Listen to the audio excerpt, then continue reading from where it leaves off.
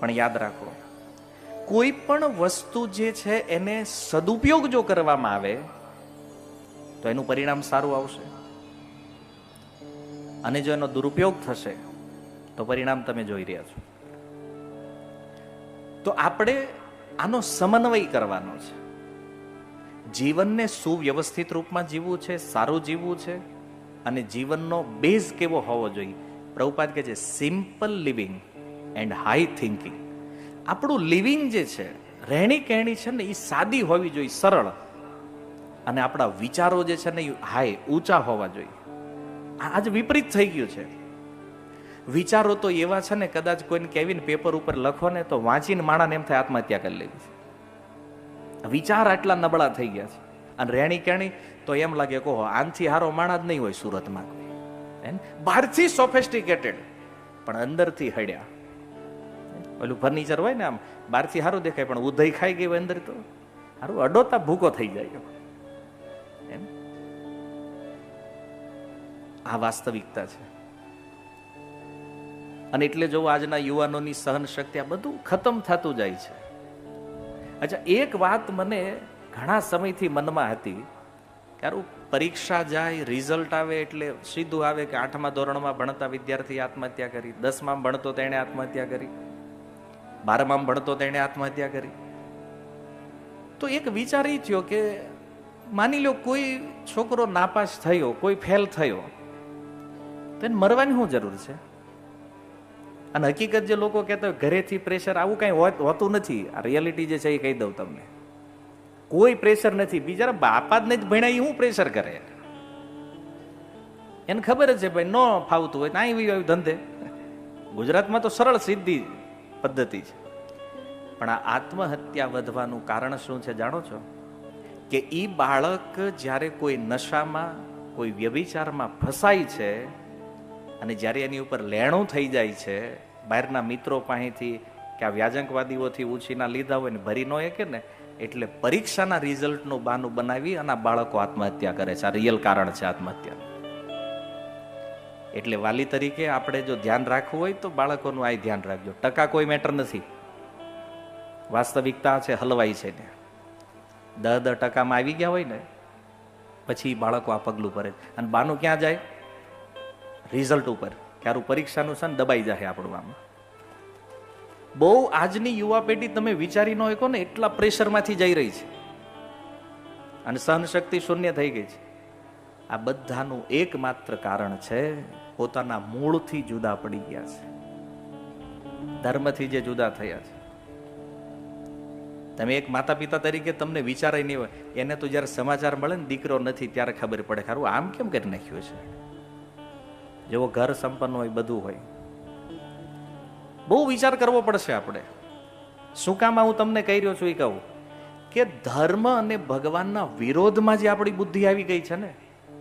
હાલો તમે સનાતન ધર્મનો સહયોગ ન કરો કાંઈ વાંધો નહીં, તમે પ્રચાર ન કરો ભગવાનનો કોઈ વાંધો નહીં, પણ વિરોધ તો કમસે કમ બંધ કરો.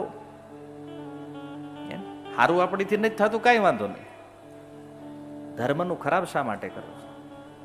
અને તમારી વાતથી હું એગ્રી છું કે અધ્યાત્મની અંદર પણ પાખંડ થાય છે.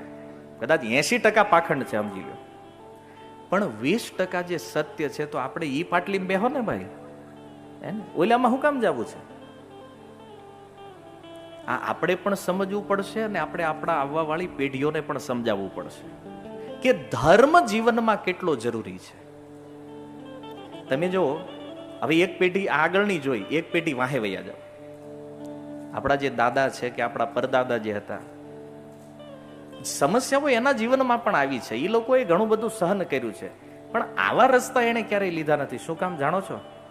એ ધર્મમાં સ્થિત હતા, અને ધર્મે એની રક્ષા કરી છે. બાકી આજે આપણે આમ જોવો તો ભૌતિક રીતે આપણે કેટલા સંપન્ન થયા છીએ. આ ધન વધ્યું, સુખ સુવિધાઓ વધી, આ બધું વધી રહ્યું છે, તો પછી પ્રોબ્લેમ પણ કેમ વધી રહ્યા છે ભાઈ? સમસ્યાઓ કેમ એટલી અપડેટ થઈ રહી છે? કારણ કે આપણો જે વિકાસ છે ને એ પાંગળો છે, લંગડો વિકાસ છે. કોઈ પણ સમાજની પ્રગતિનો આધાર ધર્મ છે, જે આપણે ચૂકી ગયા છીએ, જેમાં આપણને અંધશ્રદ્ધાઓ દેખાય છે. એટલે થોડુંક રિવર્સ વળવાની જરૂર છે ભાઈ. જો આજે હિન્દુ હોવા છતાં આપણી પાસે એ નક્કી નથી કે ભગવાન છે કોણ પરમ, અને આપણે એવું કીધું જે જેને માને એ બધું ઠીક જ કહેવાય, એ સાચું જ હોય કે આમ જ આંકો. આવું એક સ્ટાન્ડર્ડ બનાવી દીધું છે આપણે.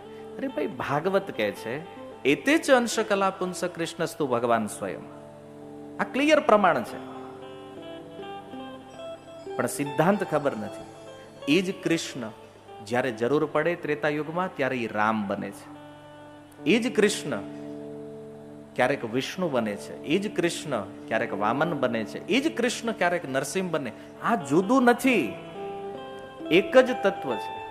અને આમાંથી જે ભગવાનનું સ્વરૂપ તમને પસંદ હોય એનું ભજન કરો. અચ્છા, તમને રામ રૂપ ગમે છે, રામની ભક્તિ કરો, કોઈ વાંધો નથી. કૃષ્ણ ગમે છે, કૃષ્ણનું ભજન કરો. નરસિંહદેવ ગમે છે, એની ભક્તિ કરો. વામન ભગવાન ગમે છે, એનું ભજન કરો. પણ એવાના બંધ કરો કે જે પ્યોર પાખંડ જ છે, જેના શાસ્ત્રોમાં કોઈ નામો નિશાન નથી. ખાલી તમારી જાણકારી માટે કહું છું, કેટલાય ફકીરોને ભગવાન બનાવી દીધા છે આપણે. એને થોડાક વળો પાછા, હાવ પછી આવું ન હોય. ગમે એ આડે ધડે બધું હાંકવાનું. તમે એ કયો રામને કૃષ્ણમાં વાંધો હું છે? હાલો, બીજા અવતાર જે છે મત્સ્ય અવતાર કે એની તો આપણને બહુ ફાવે નહીં પૂજા. તેમ મત્સ્ય અવતાર કોઈને ઘરે નહીં જોવો ક્યાંય, કે કુર્મ અવતાર એની કોઈ પૂજા કરતો એવું નહીં. પણ જો જે અવતાર જે સમાજમાં થાય ને એમાં આનંદ આવે. એમ રામ અને કૃષ્ણ મનુષ્ય રૂપ લઈને આવ્યા છે મનુષ્યોના સમાજમાં, અને આ બંને એવા અદ્ભુત દિવ્ય અવતારો છે કે જેની ભક્તિ, જેનું નામ જે છે ને એ આપણને અજ્ઞાનના આ ગ્રંથિઓમાંથી મુક્ત કરી અને એના ચરમ પરમ ધામ સુધી લઈ જઈ શકે એમ છે. શું કમી છે કે રામ અને કૃષ્ણને છોડીને કોઈ ફાલતુ જગ્યાઓમાં જવું પડે છે? આની ઉપર થોડું મંથન કરવાની જરૂર છે. શાસ્ત્રો ઉપર વિચાર કરો, સત્યને સમજો. ડાયરેક્ટ નહીં સ્વીકારો કે બસ આ ગમ્યું તો માની લીધું. નહીં, વિચાર કરો, જાણો, સમજો, અને તમને એવું લાગે કે આ 100% સત્ય છે પછી માનો. છેતરાશો નહીં. પ્રભુપાદ કહેતા કે જો તમારે સોનું લેવું હોય તો તમને એ ખબર હોવી જોઈએ કે સોનામાં ને પિત્તળમાં શું ભેદ છે. માની લ્યો 2-3 કિલો સોનું લઈને તિજોરી મૂકી દો, એમ થાય કે ભાઈ પછી દીકરાઓને દેવું, અને પછી એમ થાય કે હાલો દીકરાઓને ભાગ પાડી દેવો, તિજોરીમાં જ ખોલે ને 3 કિલો દેવાનો છે. પણ એ કે બાપા પિત્તળ છે. હે બાપા કે એટલે હું તો હોનું સમજીને લાવ્યો તો, એ કે કોક ભટકાડી ગયું. એમ આવું થાય ઘણી વાર. અને ઘણા રૂઢિવાદી હોય કે અમારા દાદાથી હાલ્યું આવે અમારે, એટલે આ બદલાય નહીં કે દાદાથી. પણ તમને એ ખબર છે કે દાદાને કોઈક પિત્તળ ભટકાડી ગયું હોય તો આવું થાય ને? માનો કે એ સમયમાં કોઈક દાદાને છેતરી ગયું હોય કે ના ના અમારે પેઢીઓનું, એ કે બાપ બદલાય નહીં. આપણા માળીઓની પરિભાષા, ક્યારેક સૌરાષ્ટ્રમાં કથાઓ કરતા હોય ને તો એ તમે ગમે એ કહો, બાકી બાપ બદલાય નહીં કે. પણ પેલા સાચા બાપને પકડો જ ખરા, પછી નહીં બદલતા. આ ખોટા પકડી લીધા એનું રિપ્લેસમેન્ટ કરો નથી. અજ્ઞાનમાં હાલે છે બધું આમના. એટલા માટે શાસ્ત્ર જે છે ને એ પ્રકાશ છે. પુરાણો અર્ક અધુનો ઉદિત. આ ભાગવત જે છે ને એ કળિયુગમાં સૂર્યની સમાન જ્ઞાન આપવા વાળું આ શાસ્ત્ર છે. અને જુઓ, કોઈ સાંપ્રદાયિક ગ્રંથ નથી. સમગ્ર માનવ જાતિના કલ્યાણની વાત કરવા વાળા ગ્રંથો છે. ગીતા, ભાગવત કે રામાયણ કે મહાભારત હોય, કઈ બાંધતું નથી. આ જીવનમાં સ્વતંત્ર જીવન જીવી અને કેવી રીતે શિક્ષાઓ પ્રાપ્ત કરાય, કેવી રીતે જીવનના ઉચ્ચ મૂલ્યોને સ્થાપિત કરાય, ધર્મને જીવનમાં કેમ સ્થાપિત કરવો ને આ શીખવાડે છે. એટલા માટે આવી કથાઓ જે છે, આ ધર્મની જે વાતો છે, આ આપણા અને આપણા ભવિષ્ય માટે બહુ જરૂરી છે. યાદ રાખો કે ધર્મ વગરનું જીવન છે ને એ પશુ જેવું જીવન છે. વ્યાસદેવ કહે છે ધર્મેણ હીના પશુ વીર સમાના. ચાણક્યના શ્લોકોમાં પણ છે. જેના જીવનમાં ધર્મ નથી એમાં ને પશુમાં કોઈ અંતર નથી. પણ તત્વથી જો સમજશું બધું ક્લિયર છે.